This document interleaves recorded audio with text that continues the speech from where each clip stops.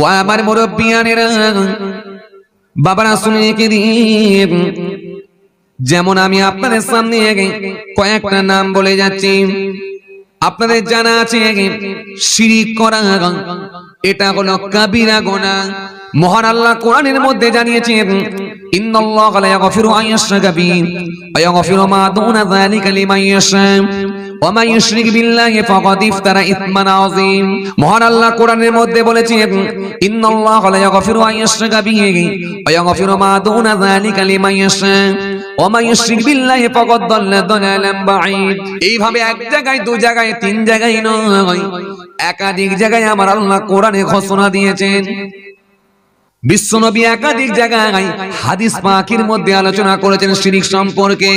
শিরিকের কটা ভাগ আছে, কোন কোন কথায় শিরিক হয়, শিরিক যদি করি ফেলে কেউ তার করণীয় কি, ইসলাম কি সলিউশন দিয়েছে, ইসলাম কি সমাধান দিয়েছে।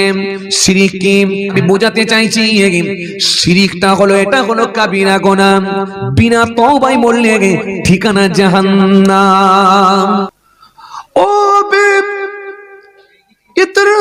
যুবকেরা, আমার মুরব্বিয়ানেরা, শুনে রেখে দিন, তাহলে শিরিক করা এটা কোনো কাবিরা গুনাহ, নামাজ ছেড়ে দেওয়া এটা কোনো কাবিরা গুনাহ, রোজা ছেড়ে দেওয়া এটা কোনো কাবিরা গুনাহ, মা বাপের অবাধ্য সন্তান এটা কোনো কাবিরা গুনাহ, ইচ্ছাকৃতভাবে নিজের পরনের কাপড়টা গাঁটের নিচে ঝুলিয়ে পড়া এটাও হবে কাবিরা গুনাহ।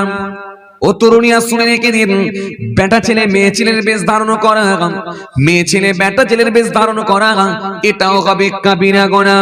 যে পুরুষ মানুষগুলো কানেতে দুল পরে, হাতে একটা বালা পরে, পেছন দিকে মহিলার মতো বড় বড় চুল লেগে খোপা বানিয়ে ক্লিপ লাগিয়ে দিয়ে মহিলার মতো যারা ঘুরে বেড়ায়, এটা তাদের জন্য হবে কাবিরা গুনাহ। যে মহিলাগুলো পুরুষের বেশ ধারণ করে, এরা জিন্সের প্যান্ট পরে, টি শার্ট পরে, ববি কাটিং চুল করে দিয়ে পুরুষের নাই যারা চলাফেরা করেন, দাদা না দিদি বোঝা যায় না, এইরকম ভাবে যে মহিলাগুলো ঘুরে বেড়ায়, এটাও হবে তাদের জন্য কাবিরা গুনাহ। মিথ্যা কথা বলা এটা হলো কাবিরা গুনাহ। ও তরুণীরা শুনে রেখে দিন, পুরুষ মানুষ স্বর্ণ ব্যবহার করা, রেশম ব্যবহার করা এটাও হবে কাবিরা গুনাহ। এই তরুণীরা, নওজোয়ান যুবকেরা, চুরি করা এটা হলো কাবিরা গুনাহ, শরীয়তের বিধান ছাড়া হত্যা করা এটা হবে কাবিরা গুনাহ, মা বাপের অবাধ্য সন্তান এটাও হবে কাবিরা গুনাহ, সুদ খাওয়া এটাও হবে কাবিরা গুনাহ, মিথ্যা বলা এটাও হবে কাবিরা গুনাহ, মদ খাওয়া এটাও হবে কাবিরা গুনাহ। এর মধ্যে একটা কমন গুনাহ যেটাকে মানুষ কিছু মনেই করে না, সেটা হচ্ছে মিথ্যা কথা বলে। মিথ্যা, মিথ্যাটাকে এমন মানুষ আজকে মনে করেছে, মিথ্যা কথাটাকে বলাটা খুব কমন ব্যাপার বলে জানে, এটাকে কোনো ব্যাপারই মনে করে না। জগৎ বিখ্যাত ইমামে আবু হানিফা রাহমাতুল্লাহ আলাইহি, যিনাকে নোমান বিন সাবিত আপনাদের জানা আছে। আবু হানিফা রাহমাতুল্লাহ আলাইহি জগৎ বিখ্যাত ইমাম, জানা আছে, আপনাদের নাম শুনেছেন জি। একদিন বাদশা পাঠালো হুজুরের কাছে, একটা পুলিশ পাঠালো, কয়েকটা পুলিশকে পাঠালো হুজুরকে অ্যারেস্ট করার জন্য। অ্যারেস্ট করার জন্য পুলিশ আসছে। পুলিশ এসে যখন হুজুরকে অ্যারেস্ট করতে এলো, তৎকালীন সময় তো ছবির যুগ ছিল না যে ছবি নিয়ে এসে মুখ মিলিয়ে নিয়ে ধরবে, ছবির যুগ ছিল না। এখন পুলিশকে একবার হয়তো মুখটা দূর থেকে দেখানো হয়েছে, কিংবা বলে দিয়েছে যে এরকম এরকম দেখতে। এখন পুলিশ এসে সোজা ইমামে আবু হানিফা হুজুরের কাছে এসে হাজির, এসে বলছে, আচ্ছা আবু হানিফা কোথায় আছে একটু বলতে পারবেন? কাকে জিজ্ঞেস করছে? ওনাকেই জিজ্ঞেস করছে।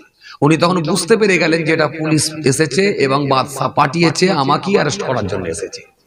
উনি সঙ্গে সঙ্গে কি করলেন, ওখান থেকে একটু দুই এক পা সরে গিয়ে একটু হেঁটে গিয়ে দুই এক পা সরে গিয়ে একটু দূরে দাঁড়িয়ে আছে।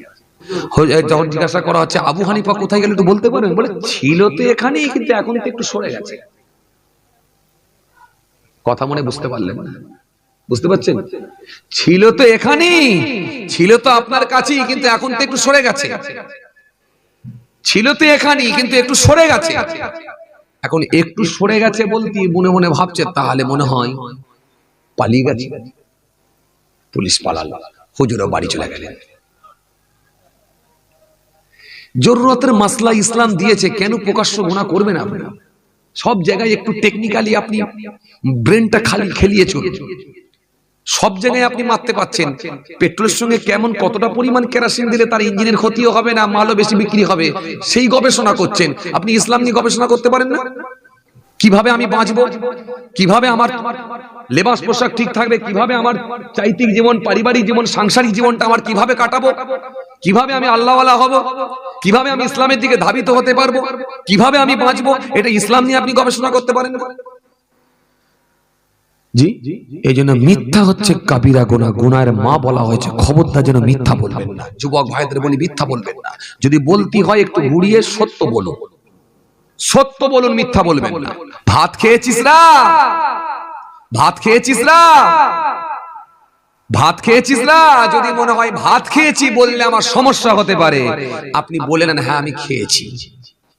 কি খেয়েছি না খেয়েছি ধরলে খেয়ে নিয়েছি, কিন্তু ভাতও উল্লেখ করলেন না, অন্য কিছু উল্লেখ করলেন না।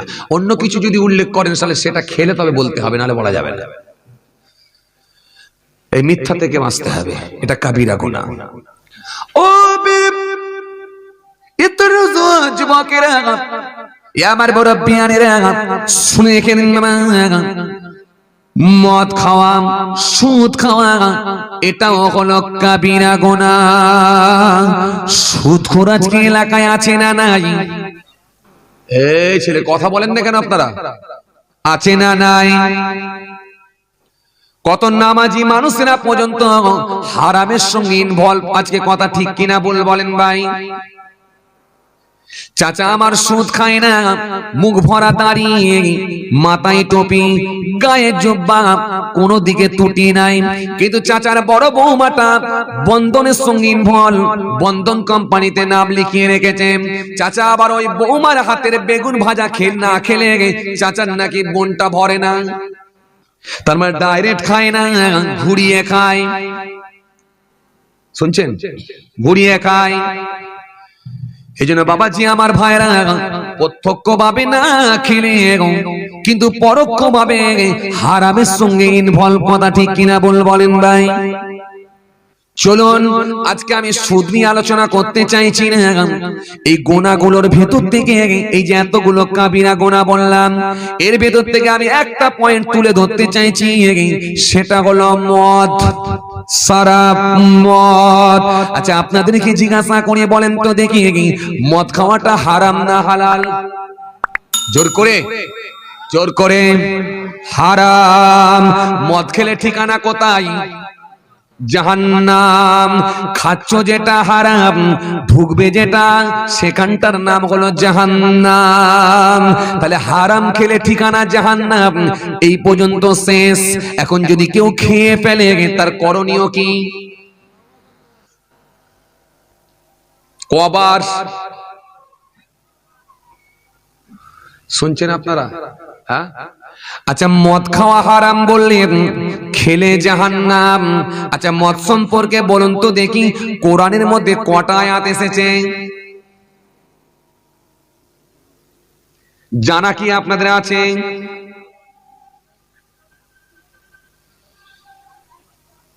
নেই।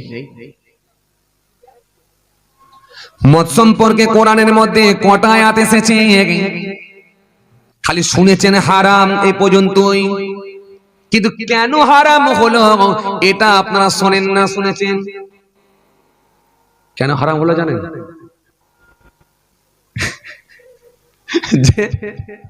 কেন হারাম হলো তা খবর নাই। শোনেন, মদ সম্পর্কে আমার আল্লাহ কোরআনের ভেতরে তিনটে আয়াত দিয়েছেন। একটা দিয়েছেন সূরা বাকারার মধ্যে, আর একটা দিয়েছেন সূরা নিসার মধ্যে, আর একটা দিয়েছেন সূরা মায়েদার মধ্যে। তিন জায়গায় তিনটে আয়াত দিয়েছেন, কিন্তু একবারে হারাম করে দেন না, ধাপে ধাপে ধাপে ধাপে তিন ধাপে হারাম করে দিয়েছে। ও যুবকেরা, আমার মুরব্বিয়ানেরা, শুনে রেখে দিন। খালি আপনারা শুনেছেন মদ হারাম, খেলে জাহান্নাম, মদের একটা ঘটনা শুনেছেন, এ পর্যন্ত শেষ করে দিয়েছেন, কিন্তু মদ কেন হারাম হলো এটা কিন্তু শুনলেন না। কোন পরিস্থিতির পরিপ্রেক্ষিতে কোন আয়াতটা নাজিল হলো এর শানে নজুলটা কিন্তু আপনাদের সামনে বলা হয় না।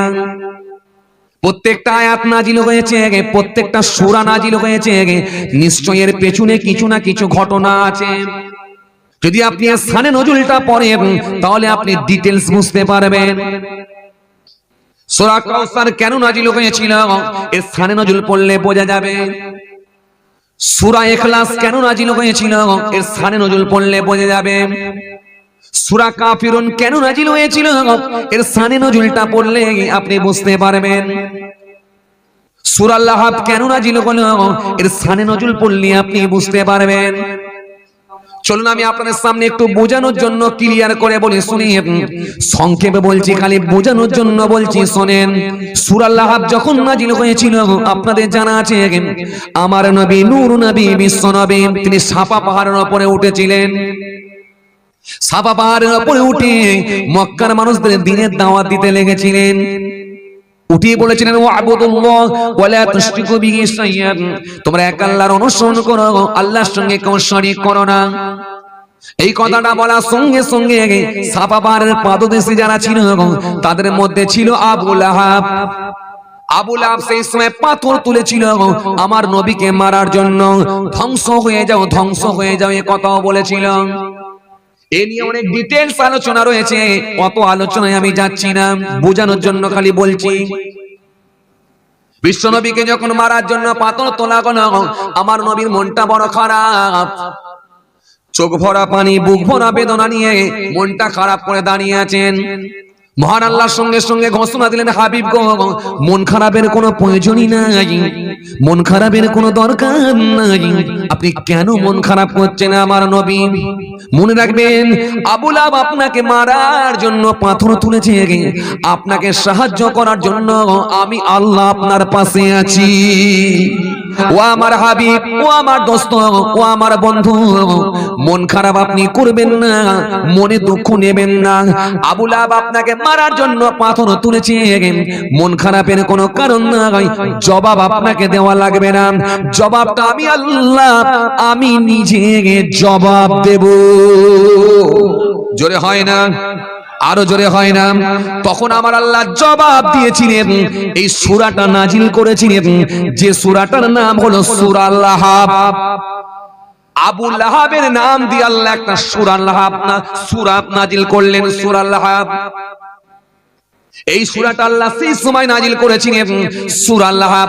তাব্বাত ইয়াদা আবি লাহাবি ওয়া তাব, আবু লাহাবের হাত দুটো, আবু লাহাবের হস্ত দুটো ধ্বংস হয়ে যাক। আমার নবীর সঙ্গে বিয়াদবি করেছে, এই হাত দিয়ে পাথর তুলেছে, আমি আল্লাহ ঘোষণা দিচ্ছি প্রথমে আগে তার হাত ধ্বংস হোক। আর আল্লাহ যদি বলে হাত ধ্বংস হোক, ও খ্যাপা রিহাই পাবে? কথা বলে না, হ্যাঁ না বলতে হবে আমার সঙ্গে। আমি খুব রাগী মানুষ হয়ে যাচ্ছি ভাই, কথা বুঝছেন না? যত দিন যাচ্ছে ভাই, যত লোক ঘাঁটছি আর যত জলসা করছি, আমার আসলে মিজাজ গরম হয়ে যাচ্ছে, বুঝতে পারছেন? আর সহ্য হয় না, দেখছেন না? ফটকা ফাটালে রেগে যাচ্ছে, দেখছেন না? পাশে গজ গজ করলে রেগে যাচ্ছে। পরিবেশ ঠিক রাখতে হবে, আমার সঙ্গে উত্তরও দিতে হবে।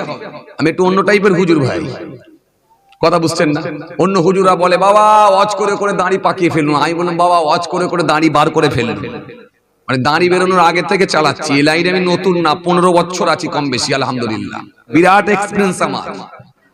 সারা পশ্চিম বাংলা শুধু নয়, আলহামদুলিল্লাহ প্রায় 12 থেকে 14টা রাজ্যেও প্রোগ্রাম করেছি আপনাদের দোয়ায়। অহংকার নাই, ওয়া আম্মা বিনিআমাতি রাব্বিকা ফাহাদিস, আল্লাহ পাকের শুকরিয়া আদা করে বলছি। আর আপনাদের মুরব্বি বাপেদের দোয়া, এইজন্য আপনি ভাববেন না যে আপনি ঘুমাবেন আর আমি বকে যাব, ওটা না। খেয়াল করেন, লক্ষ্য করেন, বোঝার চেষ্টা করেন আর উত্তর দেওয়ার চেষ্টা করেন। চলুন আমি যেখান থেকে ছেড়ে এলাম, তাহলে আল্লাহ ঘোষণা দিলেন আবু লাহাবের হাত দুটো ধ্বংস হয়ে যাক। সংসারে সে যা কিছু উপার্জন করেছে, যা কিছু কামাই করেছে, সব ধ্বংস হোক, সব ধ্বংস হয়ে যাক। তাহলে সে একটা কথা বলল, নবী বিশ্ব নবীকে বলল তুমি ধ্বংস হয়ে যাও, আল্লাহ বললেন পাট পাট করে সব ধ্বংস হয়ে যাক, তোর হাত আগে হোক, সংসারে যা কিছু কামাই করেছে সব ধ্বংস হোক। সায়াসলা নারান জাতাল হাবিব, অতি সত্বর আমি আল্লাহ তাকে জাহান্নামের আগুনে নিক্ষেপ করব। ও আমরাতু, তার সঙ্গী তার স্ত্রীকেও করে দেব, তার বিবিকেও করব। কোন স্ত্রী? ও আমরাতু, তার সঙ্গী তার স্ত্রীকেও করে দেব। হাম্মালাতাল হাতাব, সে কাঠের বোঝা বহনকারিনী স্ত্রী। আল্লাহ ইন্ডিকেট করলেন কাঠের বোঝা বহনকারিনী। যে মেয়েটি কাঠের বোঝা বহন করে নিয়ে যেত তার নাম হলো উম্মে জামিলা, আবুল হাবের স্ত্রী।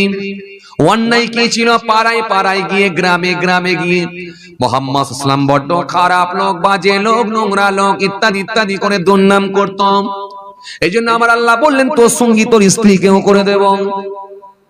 আমরাতু, তার সঙ্গী তার স্ত্রীকেও করে দেব। হাম্মালাতাল হাতাব, সে কাঠের বোঝা বহনকারিনী স্ত্রী। ফি জিদিহা হাবলুম মিন মাসাদ, তার মরণটা এত কষ্টদায়ক করে দেব, খেজুর গাছের রশিটা গিয়ে গলায় বসবে, কাঠের বোঝাটা পেছন দিকে উল্টে যাবে। ওই অবস্থাতে আমি আল্লাহ তার মওতটা লিখে রেখেছি। তাহলে সূরা কাফিরুনটা কেন নাজিল হলো বোঝা গেল। বিস্তারিত অনেক কথা আছে, আমি অত দিকে যাচ্ছি না, খালি বোঝানোর জন্য বলছি।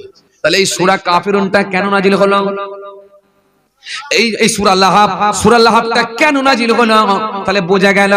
তাহলে এইভাবে সূরা লাহাব কেন নাজিল হয়েছে, সূরা ইখলাস কেন নাজিল হয়েছে, সূরা কাউসার কেন নাজিল হয়েছে, সূরা ফালাক কেন নাজিল হয়েছে, আপনি যদি শানে নজুলটা পড়েন তাহলে অবশ্যই অবশ্যই বুঝতে পেরে যাবে।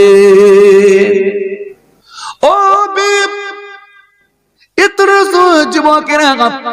আমার মুরব্বিয়ানেরা শুনে রেখে দিন। মদ সম্পর্কে আমার আল্লাহ প্রথমে যে আয়াতটা দিয়েছিলেন কি ইয়াসআলুনাকা আনিল খামরি ওয়াল মাইসির কুল ফীমা ইসমুন কাবীরুন ওয়া মানাফিউ লিন-নাস ওয়া ইসমুহুমা আকবারু মিন নাফইহিমা, এটা প্রথমে দিলেন সূরা বাকারার আয়াত। আয়াত নাম্বার হলো 219 নাম্বার আয়াত। এখানে মহান আল্লাহ প্রথমে আয়াত দিলেন, আরেকটা আয়াত দিলেন কি সূরা নিসার মধ্যে আয়াত দিলেন আল্লাহ ইয়া আইয়ুহাল্লাযীনা আমানু লা তাকরাবুস সালাত ওয়া আতুস সুকারা। সূরা নিসার আয়াত নাম্বার হলো 43, 43 নম্বর আয়াত। এখানে আল্লাহ দিলেন। এরপরে আমার আল্লাহ আরেকটা আয়াত দিলেন, সেটা দিলেন কোথায় দিলেন? মহান আল্লাহ আরেকটা আয়াত দিলেন, সেটা দিলেন কি সূরা মায়েদার মধ্যে আল্লাহ দিলেন আয়াত নাম্বার হলো 90। এখানে আল্লাহ ঘোষণা দিলেন কি বলেন? ইন্নামাল খামরু ওয়াল মাইসিরু ওয়াল আনসাব ওয়াল আজলাম রিজসুম মিন আমালিশ শায়তান। বুঝতে পারছেন বাপ? বুঝে যাচ্ছে? এবার আসুন কেন নাজিল হলো, কোন পরিস্থিতির পরিপ্রেক্ষিতে কোন আয়াতটা এলো, এবার এটা জানতে হবে। বুঝে আসছে বাপ? তাহলে শুধু হারাম বলে চালিয়ে দিলে হয় না, হারামটা কেন হয়েছে এর শানে নজুল পড়লে আপনি বুঝতে পারবেন। এই আয়াতটা কেন নাজিল হলো এর শানে নজুল পড়লে বুঝতে পারবেন। প্রত্যেকটা মনে রাখবেন বিষয়ে একটা, আপনি যদি ওর ব্যাকগ্রাউন্ডটা দেখেন, ওর পেছন দিকটা যদি দেখেন, আপনি বুঝতে পারবেন যে কোন পরিস্থিতির পরিপ্রেক্ষিতে কোন আয়াত এসেছে, কোন পরিস্থিতির পরিপ্রেক্ষিতে কোন সূরা নাজিল হয়েছে। এর শানে নজুল যদি পড়েন আপনি তবে ডিটেইলস জানতে পারবেন। বুঝতে পারছেন? ও যুবকেরা, আমার মুরব্বিয়ানেরা শুনে রেখে দিন। যে কথা আপনাদের বোঝাতে চাইছি না ভালো করে বোঝার চেষ্টা করুন বাবা। বিশ্বনবীর একজন বিখ্যাত সাহাবী ছিলেন যার নাম হযরত ওমর ফারুক রাদিয়াল্লাহু তাআলা আনহু। নাম কি আপনারা শুনেছেন? শুনেছেন তো কবর বলেন না কেন, কথা বলেন না কেন? শুনেছেন আপনারা? ওমর ফারুক তিনি ছিলেন রাগী মানুষ না ঠান্ডা মানুষ, নরম না গরম? জোর করে গরম। গরম না নরম? গরম। তো কেমন গরম? তাকি করে বলি, কথা কম কাজ বেশি, তরোয়াল দিয়ে যাকে চালিয়ে দেন সে হয়ে যায় পুরোপুরি খুশি। খুশি কথা বলে না, হ্যাঁ? কথা কম কাজ বেশি, তরোয়াল দিয়ে যাকে চালান সে কি খুশি? সে শেষ, সে পটল ডাঙ্গার তলায়। কথা বলেন? নিমতলা, আমতলা, বাঁশতলার তলায় সে শেষ। তো ওমর ফারুক হুজুর খুব রাগী সাহাবা ছিলেন, কথা কম কাজ বেশি। ও ইতর যুবকেরা আমার মুরব্বিয়ানেরা শুনে রেখে দিন বাবা। একদিন হযরত ওমর ফারুক রাদিয়াল্লাহু তাআলা আনহু হযরত সাদ ইবনে মাস রাদিয়াল্লাহু তাআলা আনহু কিছু সংখ্যক আনসারী সাহাবা আমার রাসূলুল্লাহর দরবারে গিয়ে হাজির হলেন। আসসালামু আলাইকুম ইয়া রাসূলুল্লাহ, ইয়া হাবিবাল্লাহ, হুজুর বিয়াদবি নেবেন না হুজুর, আজকে একটা কথা আপনার কাছে আমরা জানতে এসেছি হুজুর। হুজুর মত সম্পর্কে যদি আপনি একটু ডিটেইলস আলোচনা করতেন হুজুর। এর মধ্যে কি উপকারিতা আছে আমরা বুঝতে পারি না। যে জিনিসটা খেলে কমন সেন্স হারিয়ে যায়, বিবেচনা হারিয়ে যায়, বিবেচনা, কমন সেন্স, বুদ্ধি সবকিছুর বিলুপ্তি ঘটে হুজুর।